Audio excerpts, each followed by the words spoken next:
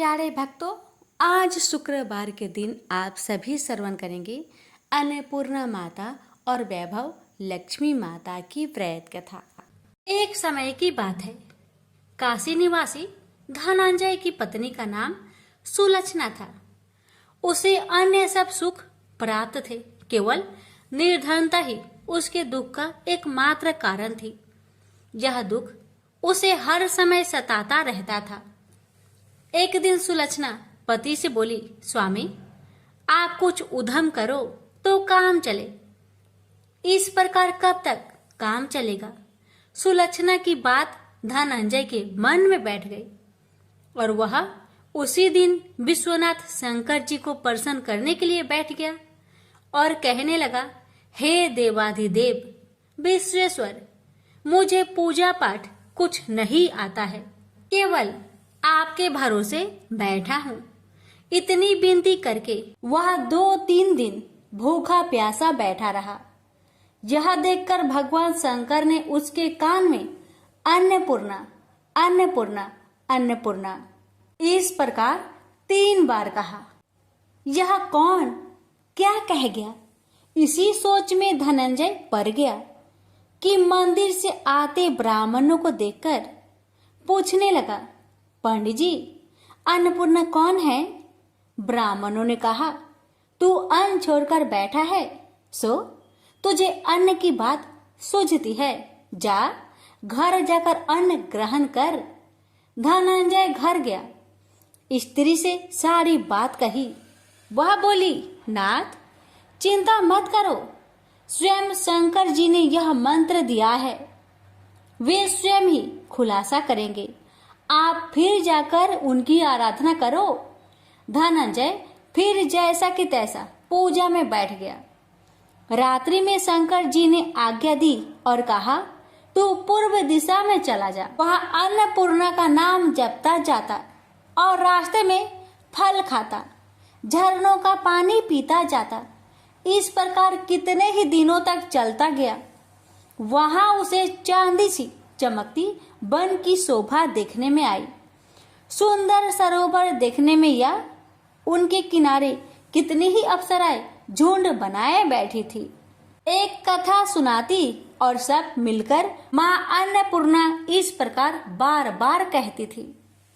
यह अगहन मास की उजेली रात्रि थी और आज से ही व्रत का प्रारंभ था। जिस शब्द की खोज करने वह निकला था, वह उसे वहां सुनने को मिला। धनंजय ने उसके पास जाकर पूछा, हे देवियों, आप यहाँ क्या करती हो? उन सब ने कहा, हम माँ अन्नपूर्णा का व्रत करती हैं। धनंजय ने पूछा, व्रत पूजा करने से क्या होता है? यह किसी ने किया भी है? इसे कब किया जाए? कैसा व्रत है और कैसी विधि है? मुझसे भी विस्तार से बताओ। वे कहने लगी, इस व्रत को सब कोई कर सकते हैं। 21 दिन तक के लिए 21 गांठ का सूत्र लेना चाहिए। 21 दिन यानी न बने तो 1 दिन उपवास करे, या भी ना बने तो केवल कथा सुनकर प्रसाद ले। निराहार रहकर कथा कहे, कथा सुनने वाला कोई न मिले तो पीपल के पत्तों को रख, सुपारी या घृत कुमारी वृक्ष को सामने कर, दीपक को साक्षी कर, सूर्य, गाय, तुलसी या महादेव को बिना कथा सुनाए मुख में दाना न डाले। यदि भूल से कुछ पड़ जाए तो 1 दिवस फिर उपवास करे। व्रत के दिन क्रोध न करे और झूठ ना बोले। धनंजय बोला, इस व्रत के करने से क्या होगा? वे कहने लगी, इसके करने से अंधों को नेत्र मिले, लुल्लू को हाथ मिले, निर्धन के घर धन आए, बाझिन को संतान मिले, मूर्ख को विद्या आए।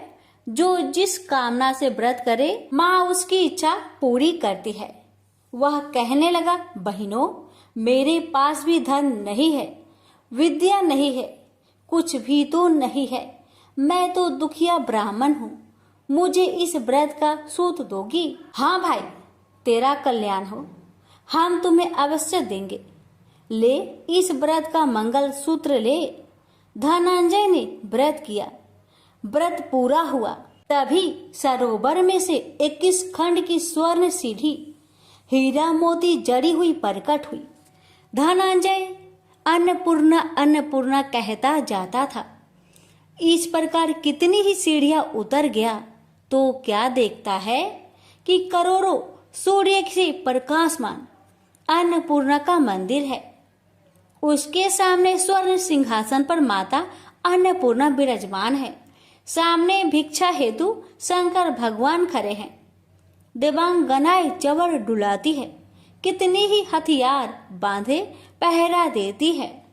धनंजय दौड़कर जगदम्बा के चरणों में गिर गया। देवी उसके मन का कलेश जान गई। धनंजय कहने लगा, माता आप तो अंतर्यामी हो, आपको अपनी दशा क्या बताऊं। माता बोली, मेरा व्रत किया है, जा संसार तेरा सत्कार करेगा। माता ने धनंजय की जिह्वा पर बीज मंत्र लिख दिया। अब तो उसके रोम रोम में विद्या प्रकट हो गई। इतने में क्या देखता है कि वह काशी विश्वनाथ के मंदिर में खड़ा है। माँ का वरदान ले धनंजय घर आया।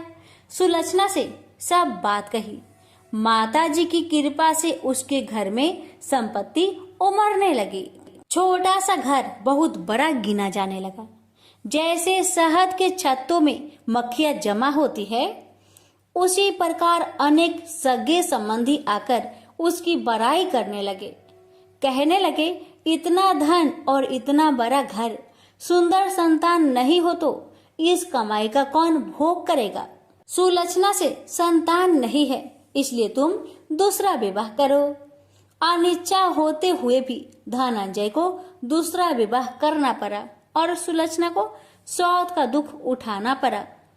इस प्रकार दिन बीतते गए और अगहन मास आया। नए बंधन से बंधे पति से सुलक्षणा ने कहलाया कि हम व्रत के प्रभाव से सुखी हुए हैं, इस कारण यह व्रत छोड़ना नहीं चाहिए। यह माता जी का प्रताप है जो हम इतने संपन्न और सुखी हैं।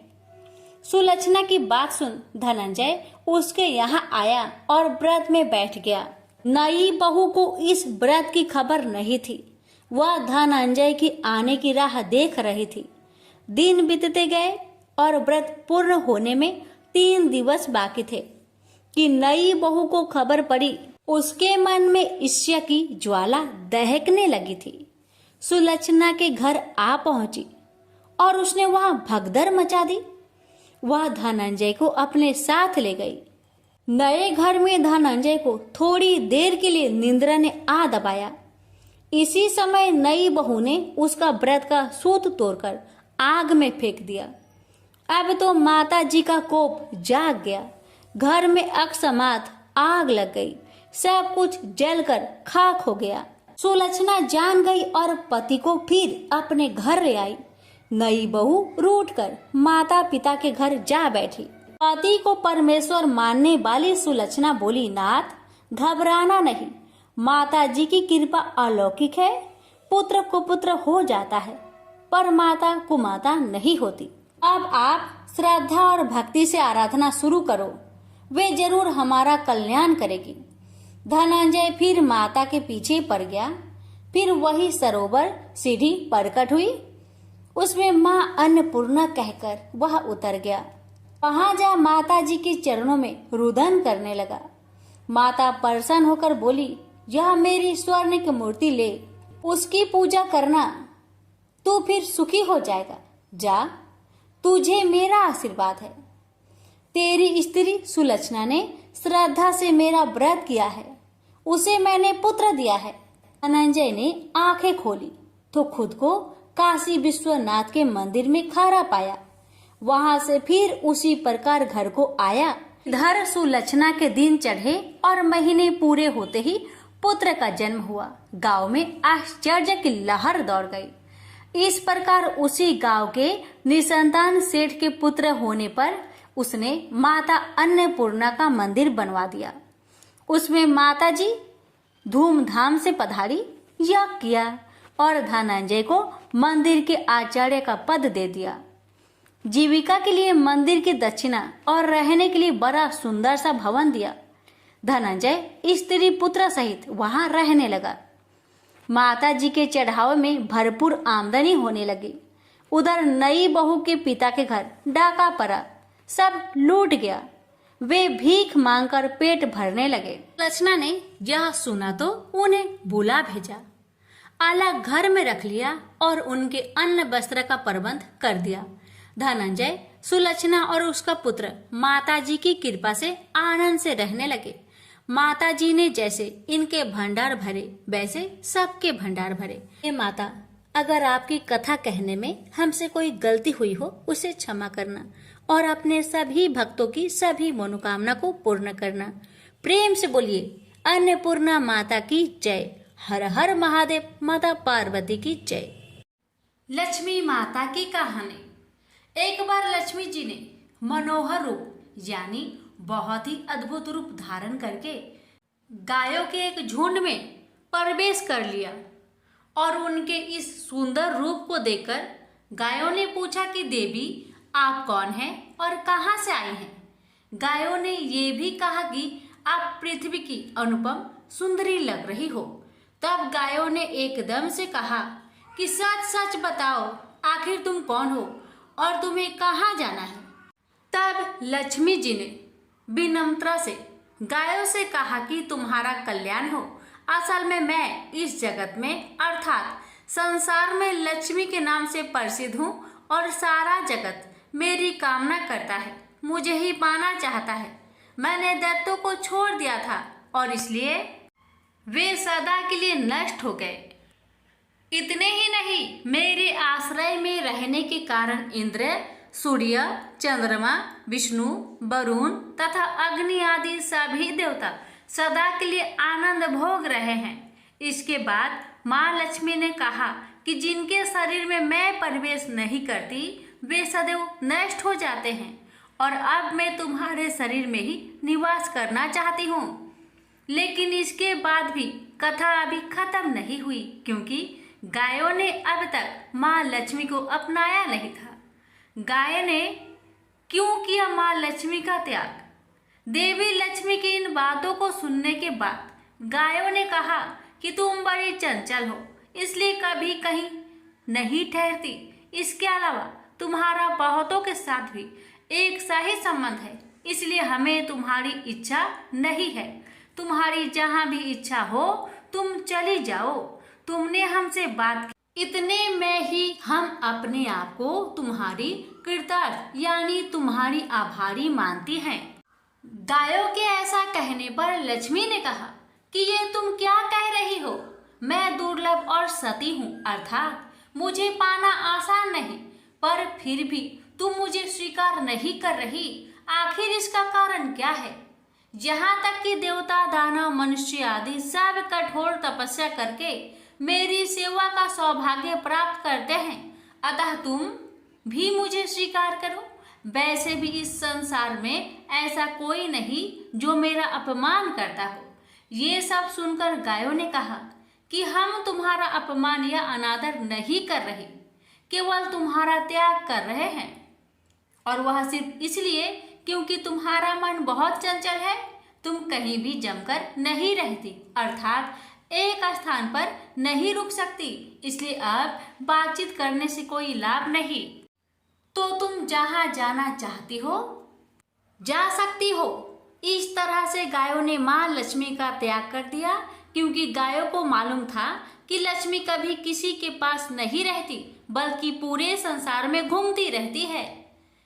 पर फिर भी माँ लक्ष्मी ने हार नहीं मानी और इतना सब होने के बाद भी वार्तालाप जारी रखी। अब आखिर में माँ लक्ष्मी ने कहा, गायों, तुम दूसरे को आदर देने वाली हो और यदि तुमने ही मुझे त्याग दिया तो सारे जगत में मेरा अनादर होने लगेगा। इसलिए तुम मुझ पर भी अपनी कृपा करो। मैं तुमसे केवल सम्मान चाहती हूँ।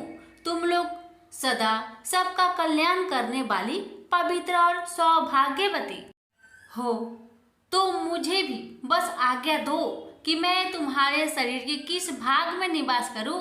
इसके बाद गाय ने भी अपना मन बदल लिया और गायों ने कहा, हे यशस्विनी, हमें तुम्हारा सम्मान अवश्य ही करना चाहिए, इसलिए तुम हमारे गोबर और मूत्र में निवास करो, क्योंकि हमारी ये दोनों वस्तुएं ही परम पवित्र है। तब माँ लक्ष्मी ने कहा, धन्यवाद और धन्य भाग मेरे, जो तुम लोगों ने मुझ पर अनुग्रह किया, यानी मेरे प्रति इतना कृपा दिखाई। मैं अवश्य ऐसा ही करूंगी। मैं सदैव तुम्हारे गोबर और मूत्र में ही निवास करूंगी। सुखदायिनी गायो अर्थात सुख देने वाली गायो, तुमने मेरा मान रख लिया, अतः तुम्हारा भी कल्याण हो। बस यही वचन है कि गाय की इन दोनों वस्तुओं को लक्ष्मी का ही रूप समझा जाता है। प्रेम से बोलिए लक्ष्मी माता की जय। लाखों की जनसंख्या को अपने में समेटे कुशीनगर एक महानगर था।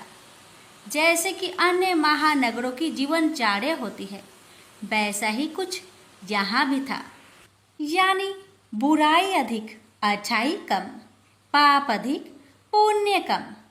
इसी कुशीनगर में हरिवंश नामक एक सद्गृहस्थ अपनी पत्नी दामिनी के साथ सुखी संपन्न जीवन गुजार रहा था। दोनों ही बड़े नेक और संतोषी स्वभाव के थे। धार्मिक कार्य अनुष्ठानों में उनकी अपार श्रद्धा थी। दुनियादारी से उनका कोई विशेष लेना देना नहीं था। अपने में ही मगन गृहस्थ की गाड़ी खींचे चले जा रहे थे दोनों। किसी ने ठीक ही कहा है, संकट और अतिथि की आने के लिए कोई समय निर्धारित नहीं होता। कुछ ऐसा ही हुआ दामिनी के साथ। जब उसका पति हरिवंश न जाने कैसे बुरे लोगों की संगत में फंस गया और घर गृहस्थी से उनका मन उचट गया। देर रात शराब पीकर घर आना और गाली गलौज तथा मारपीट करना उसका नित्य का नियम सा बन गया था। जुए, राटे, रेस तथा वैश्यगमन जैसे बुरे कर्म भी कुसंगति के बदौलत उसके पल्ले पड़ गए। धन कमाने की तीव्र लालसा ने हरिवंश की बुद्धि हर ली और उसको अच्छे बुरे का भी ज्ञान न रहा। घर में जो कुछ भी था सब उसके दुर्व्यसनों की भेंट चढ़ गया। जो लोग पहले उसका सम्मान करते थे अब उसे देखते ही रास्ता बदलने लगे। भूखमरी की हालत में भिखमंगों के समान उनकी स्थिति हो गई। लेकिन दामिनी बेहद संयमी और आस्थावान तथा संस्कारी स्त्री थी। ईश्वर पर उसे अटल विश्वास था। वह जानती थी कि यह सब कर्मों का फल है। दुख के बाद सुख तो एक दिन आना ही है। अचानक एक दिन दोपहर के समय द्वार पे हुई दस्तक की आवाज सुनकर दामिनी की तंद्रा भंग हुई। अतिथि सत्कार के भय मात्र से उसकी अंतर आत्मा कांप उठी, क्योंकि घर में अन्न का एक दाना भी नहीं था जो अतिथि की सेवा में अर्पित किया जा सकता। फिर भी संस्कारों की ऐसी प्रबलता थी कि उसका मन अतिथि सत्कार को उद्धत हो उठा। उसने उठकर द्वार खोला, देखा सामने एक दिव्य पुरुष खड़ा था। बड़े बड़े घुंघराले श्वेत केश, चेहरे को ढके हुए लहराती दाढ़ी, गेरुए वस्त्रों का आवरण पहने उसके चेहरे से तेज टपक पड़ रहा था। आंखों मानो अमृत सी वर्षा कर रही थी। उस दिव्य पुरुष को देखकर दामिनी को अपार शांति का अनुभव हुआ और वह उसे देखते ही समझ गई कि आगत वास्तव में कोई पहुंचा हुआ सिद्ध महात्मा है। उसके मन में अतिथि के प्रति गहन श्रद्धा के भाव उमड़ पड़े और वह उसे सम्मान सहित घर के भीतर ले गई। दामिनी ने जब उसे फाटे हुए आसन पर बैठाया तो वह मारे लज्जा के जमीन में गिर सी गई। उधर वह संत पुरुष दामिनी की ओर एकटक निहारे जा रहा था। घर में जो कुछ भी बचा खुचा था दामिनी ने अतिथि की सेवा में अर्पित कर दिया, पर उसने इस पर कोई ध्यान नहीं दिया। बस तो बस दामिनी को यूं निहारे जा रहा था मानो उसे कुछ याद दिलाने की चेष्टा कर रहा हो। जब काफी देर तक दामिनी कुछ न बोली तो उसने कहा, बेटी मुझे पहचाना नहीं क्या? उसका यह प्रश्न सुनकर दामिनी जैसे सोते से जागी और अत्यंत संकुचाते हुए मधुर स्वर में बोली, महाराज मेरी धृष्टता को क्षमा करें। जो आप जैसे दिव्य पुरुष को मैं पहचान कर भी नहीं पहचान पा रही हूँ। पारिवारिक कष्टों ने तो जैसे मेरी सोचने समझने की शक्ति ही छीन ली है। लेकिन यह निश्चित है कि संकट की इस घड़ी में मुझे आप जैसे साधु पुरुष का ही सहारा है। तभी जैसे दामिनी को कुछ याद हो आया, वह उस साधु के चरणों में गिरकर बोल उठी, अब मैं आपको पहचान गई हूँ महाराज। स्नेहा रूपी अमृत की वर्षा करने वाले अपने शुभ चिंतक को कोई कैसे भूल सकता है भला? वास्तव में वह साधु मंदिर की राह के मध्य में बनी अपनी कुटिया के बाहर बट वृक्ष के नीचे बैठ साधना किया करता था और मंदिर आने जाने वाले सभी श्रद्धालु से प्रणाम करके स्वयं को कृतार्थ अनुभव करते थे। दामिनी भी उन्हीं में से एक थी। जब पिछले काफी दिनों से उसने उसे मंदिर की ओर आते जाते नहीं देखा तो उसकी कुशल क्षेम जानने के लिए पूछताछ करते हुए उसके घर की ओर आ निकला था। दामिनी अभी अपनी सोचों में ही डूबी हुई थी कि साधु महाराज ने मौन भंग किया। क्या कानन है पुत्री, तू आजकल मंदिर आती जाती दिखाई नहीं पड़ती। तुझे जो भी कष्ट है मुझे बता, शायद मैं तेरी कुछ सहायता कर सकूं। व्यक्ति दुखों के बोझ तले दबा हो तो ऐसे में सहानुभूति के दो बोल ही काफी होते हैं। दामिनी भी खुद पर संयम नहीं रख पाई और बिलख कर रोने लगी। तभी वह साधु वात्सल्यपूर्ण स्वर में बोला, मन छोटा करने से समस्या हल नहीं होगी। सुख दुख तो एक गाड़ी की दो पहियों के समान है, इनका आना जाना तो जिंदगी भर लगा ही रहता है। अपना दुख किसी को बता देने से मन हल्का हो जाता है। कुछ देर चुप रहने के बाद दामिनी ने बोलना शुरू किया, महाराज सर्व सुखों से भरपूर था मेरा घर, कन कन में खुशियों का नित्य होता था। पति भी नेक और ईमानदार थे। सदा जीवन उच्च विचार की आधारशिला पर टिकी थी। हमारी गृहस्थी रुपए पैसे की भी कोई कमी नहीं थी। सुबह शाम घर में ईश्वर वंदना होती थी। लेकिन अचानक न जाने किसकी नजर लग गई, हमारा भाग्य हमसे रूठ गया। मेरे पति कुछ संगति में फंसकर अपना सब कुछ गवा बैठे। अब तो ऐसा लगता है जैसे साया भी साथ छोड़कर जाने को तैयार बैठा है। भिखारियों से भी बदतर स्थिति हो गई है हमारी। दामिनी की करुण व्यथा सुनकर साधु का हृदय हाहाकार कर उठा। वह द्रवित स्वर में बोल उठा, बेटी कर्म का लिखा तो भोगना ही पड़ता है। तुम्हारे कष्टों का भी कर्मों से नाता है। लेकिन तुम चिंता ना करो, सब कुछ पहले जैसा हो जाएगा। दुख के बाद ही सुख आता है। दुख सहे बिना सुख की सच्ची अनुभूति हो ही नहीं सकती। तो माँ लक्ष्मी के प्रति श्रद्धा जारी रखो। सबका उद्धार करने वाली प्रेम का छलकता सागर है माँ लक्ष्मी। अपने भक्तों पर सदैव उनकी कृपा दृष्टि रहती है।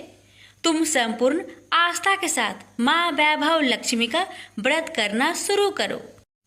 तुम्हारी साधना अवश्य रंग लाएगी। दामिनी एक संस्कारी स्त्री थी। धर्म कर्म में उसकी अगाध आस्था थी।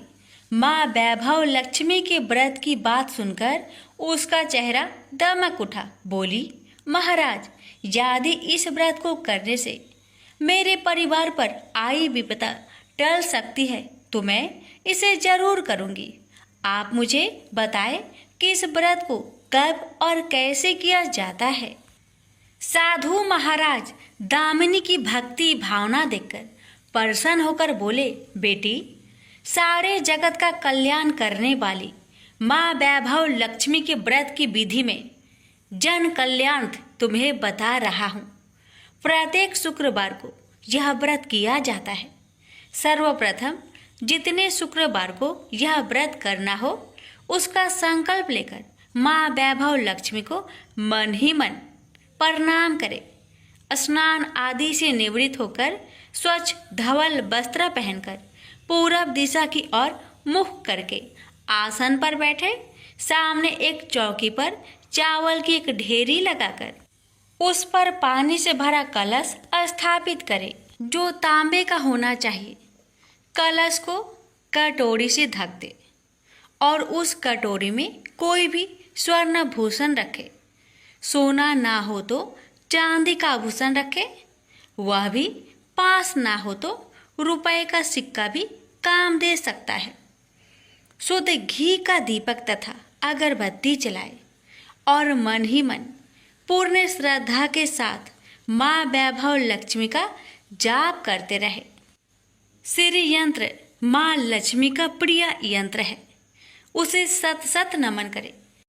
श्री यंत्र उपलब्ध ना हो तो पुस्तक में दिए उसके स्वरूप से काम चल जाएगा। साथ ही माँ वैभव लक्ष्मी के सभी स्वरूप को नमस्कार करें। इनकी सभी छवियां पुस्तक में दी गई होगी। कटोरी में रखे गहने या रुपए पर हल्दी, कुमकुम तथा आछत अर्पित करें। कोई भी मिष्टान प्रसाद के रूप में रखे संभव ना हो पाए तो गुड़ या शक्कर से भी काम चल सकता है।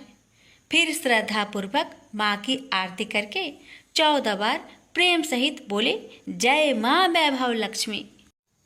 माँ वैभव लक्ष्मी मेरी मनोकामना पूरी करे, ऐसा संकल्प लेकर सच्चे मन से माँ से विनती करे। प्रसाद बांटे और स्वयं भी ग्रहण करे। दिन में एक बार स्वास्तिक भोजन करे। यदि संभव हो तो उपवास रखे। पूजा में रखा गहना या रुपए लाल कपड़े में लपेटकर सुरक्षित रख ले। यह आगे आने वाले शुक्रवार को पूजा में काम आएगा। कलश में भरा जल तुलसी के पौधे को समर्पित कर दे तथा अछत पंछियों को आहार स्वरूप डाले। ऐसी शास्त्रोक्त विधि से व्रत करने वाले को शीघ्र फल मिलता है। साधु महाराज के मुख रविंद्र से यह वृत्तांत सुन दामिनी पुलकित हो उठी। उनके चरण स्पर्श कर उत्साहित स्वर में बोली, अब लगे हाथ उद्यापन की विधि भी बता दे महाराज। इसके बिना तो व्रत अधूरा ही रह जाएगा। अवश्य बेटी, कहकर साधु महाराज उद्यापन की विधि बताने लगे। चाहे जितने भी शुक्रवार प्राय 11 या 21 व्रत करने का संकल्प लिया हो, लेकिन मन में माँ वैभव लक्ष्मी के प्रति श्रद्धा तथा आस्था बारंबार बनी रहनी चाहिए।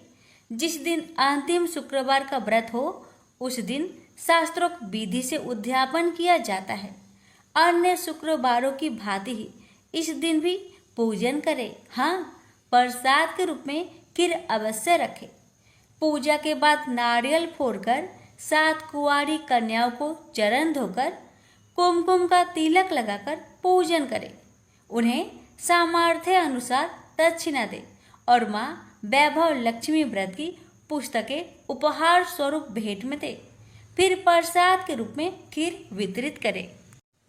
अब माँ वैभव लक्ष्मी के सभी स्वरूप को मन ही मन नमन करते हुए कहे, हे माँ, यदि मैंने शुद्ध तथा निर्मल हृदय से आपकी स्तुति करते हुए वैभव लक्ष्मी व्रत विधि विधान अनुसार पूर्ण किया हो तो मेरी मनोकामना अवश्य पूरी करना।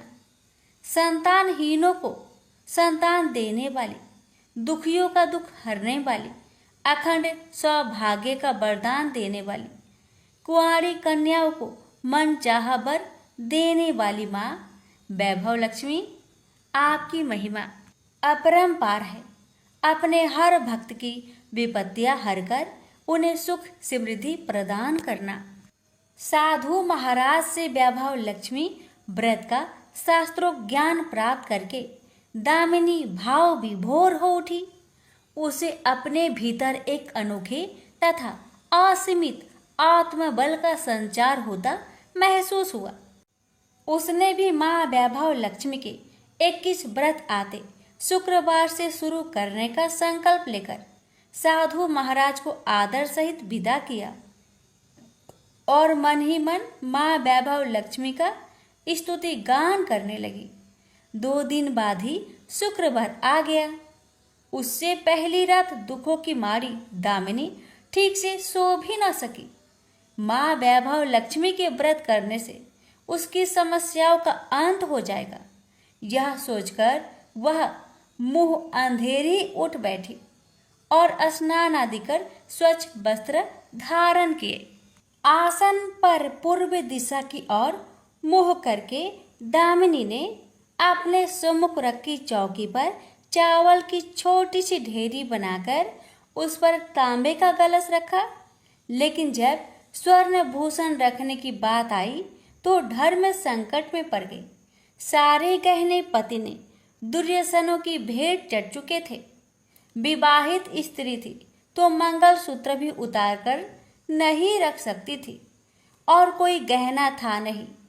तभी उसे उन नन्ही पायलों का स्मरण हो आया जो उसने अपनी आने वाली संतान के लिए बनवाकर रख छोड़ी थी और पति की निगाहों से उन्हें बचाकर रखा था।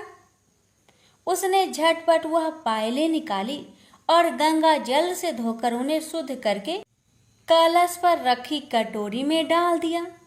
डिब्बे की तली में से बची खुची शक्कर निकालकर उसे प्रसाद के रूप में रखा और विधि अनुसार व्रत किया। सर्वप्रथम उसने अपने पति को प्रसाद दिया। आने वाला पूरा सप्ताह बड़े ही हंसी खुशी से बीता। बात बात पर झल्ला उठने वाला उसका पति अपेक्षाकृत शांत तथा संयत रहा। कोई मारपीट तथा कलेश घर में नहीं हुआ। इसे दामिनी ने माँ वैभव लक्ष्मी का चमत्कार समझा और मन ही मन उन्हें प्रणाम किया। माँ वैभव लक्ष्मी के प्रति उसकी आस्था और भी बलवती हो गई। इसी प्रकार शास्त्रोक्त विधि से दामिनी ने 20 शुक्रवार के व्रत पूरे कर लिए। इस बीच कई परिवर्तन हुए थे। उसका पति कुसंगति छोड़कर सीधी राह पर आ गया था और उसका कामकाज भी जमने लगा था। घर में यदि किसी चीज की बहुतायत नहीं थी तो कमी भी नहीं रह गई थी। यह सब माँ वैभव लक्ष्मी के चमत्कार और दामिनी की आस्था तथा विश्वास का परिणाम था। 21वें शुक्रवार को व्रत का उद्यापन करना था। साधु महाराज के वचन अब भी मानो दामिनी के कानों में गूंज रहे थे। उनकी बताई विधि के अनुसार ही दामिनी ने शास्त्रोक्त विधि से उद्यापन किया। 7 कुंवारी कन्याओं को भोजन कराकर दक्षिणा दी। आसपास की सौभाग्यवती स्त्रियों में प्रसाद तथा माँ वैभव लक्ष्मी व्रत कथा की पुस्तकें वितरित की। माँ वैभव लक्ष्मी के हर स्वरूप को प्रणाम किया और कहा, आपकी महिमा निराली है माँ। आपने मेरे सारे दुख हर लिए, मेरी सभी मनोकामनाएं पूर्ण कर दी। मेरा उजरा घर फिर से बस गया। मेरा यह नया जीवन आप ही की देन है माँ। मैं आजीवन आपकी पूजा अर्चना करूंगी और दूसरों को भी आपकी महिमा से अवगत कराकर वैभव लक्ष्मी के व्रत रखने के लिए प्रेरित करूंगी। बोलो जय माँ वैभव लक्ष्मी, आपकी सदा ही जय हो। हे वैभव लक्ष्मी माता, आपकी कथा को कहने वाले, सुनने वाले और श्रद्धा पूर्वक हुक्कार भरने वाले सभी भक्तों पर अपनी कृपा सदा सर्वदा बनाए रखना। जय हो वैभव लक्ष्मी माता की जय।